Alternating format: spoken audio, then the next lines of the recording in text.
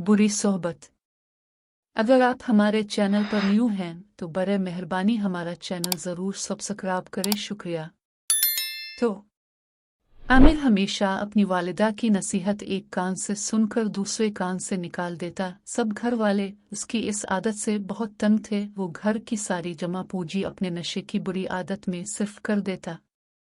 इसका एक ही भाई इमरान था जो बहुत मेहनती था। आमिर के वालिद 3 साल पहले वफात पा गए। उनकी वफात के बाद इमरान ने अपनी तालीम अधूरी छोड़कर घर का खर्च संभाल लिया। वो सुबह सवेरे काम की तलाश में घर से निकल जाता और शाम को वापस लौट आता, लेकिन आमिर बुरी सोहबत में पड़ गया और उसे नशे की लत पड़ गई।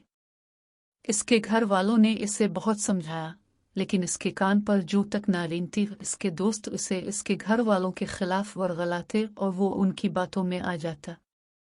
एक रोज आमिर नशा करके रात को देर से घर पहुंचा और चलाकर अपनी वालिदा से खाना मांगा तो इस पर उसकी वालिदा ने कहा, आमिर बेटा, घर में कुछ खाने को नहीं।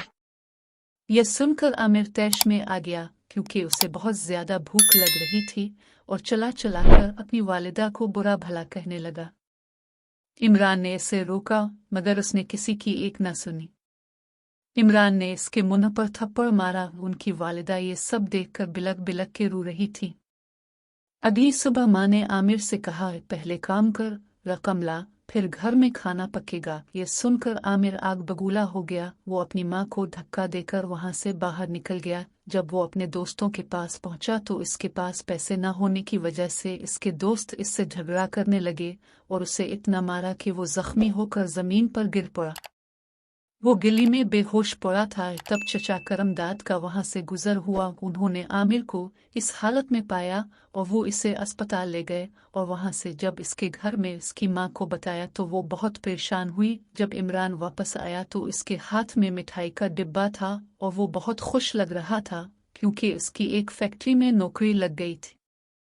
इसकी वालिदा बहुत खुश हुई, लेकिन जब इमरान को आमिर की इस बात का इल्म हुआ तो वो बहुत परेशान हुआ। अब आमिर को अपने बुरे रवैये और बुरी सोबत की सजा मिल गई थी। वो अब भी नकाहत महसूस कर रहा था।